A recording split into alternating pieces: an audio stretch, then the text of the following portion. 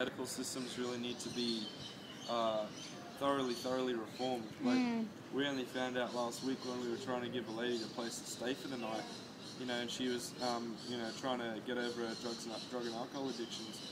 And there's nowhere for these kind of people to go, the people that actually really need help. But at the same time, there's people that are, locked up for all the wrong reasons completely. So. Well, there was one place she could have gone in Cairns, but it was full. Yeah. Yeah, there's not enough places. Yeah. All right, well, I'll give you an update on child protection at the moment in Australia.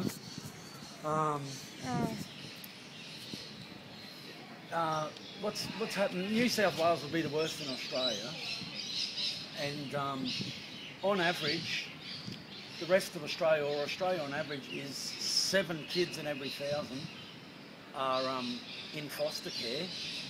In New South Wales, it's 10 or 11, or it's almost 12% now. It keeps going up, and which means there's about, I think it's 10.7 in foster care. It was, but it's gone up since then, about a year ago.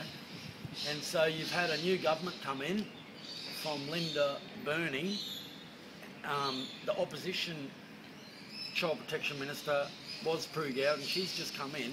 One of her election promises was to give back 4,000 kids and bring them in line with the rest of Australia. Well, she hasn't done that.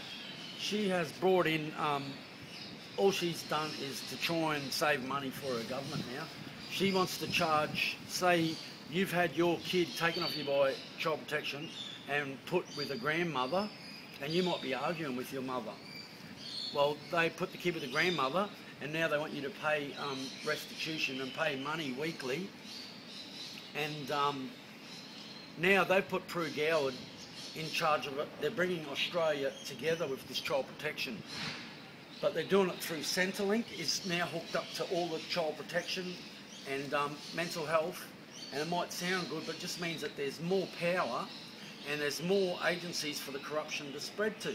And now they put this minister, who was everybody's friend, and now you cannot get a word out of, she won't talk to anyone. Now she's in charge of the Australia-wide scheme. And the government has put in a commissioner for children.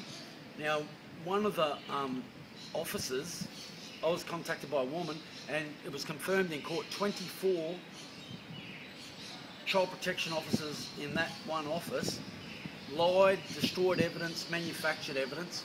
24 in one office, and all they did was hold a tribunal. No one's been sacked or anything, and that is under Prue Gowden. So now they've got a commissioner for children, a federal commissioner who is still going to be fed the same lies. What they need to do is get the federal police in there and expose the corruption. Anything less is not going to work. Or a royal commission into docs, which the death of my son goes through the courts in July, and a lot of people are saying that's going to bring on a royal commission as well. That's a quick rundown of what is ultimately happening. It's not getting better. They're putting the most corrupt ministers and streamlining the system even more. There's the stolen generation, the forgotten Australians, the stolen migrant children, the forced adoptions in the 50s, 60s and 70s where they stole all their children, and they're just going to keep issuing sorries while they keep stealing babies, is basically what's happening. That has all kinds of consequences. How'd they go? Here you go. Well, those kind of things have all kinds of consequences.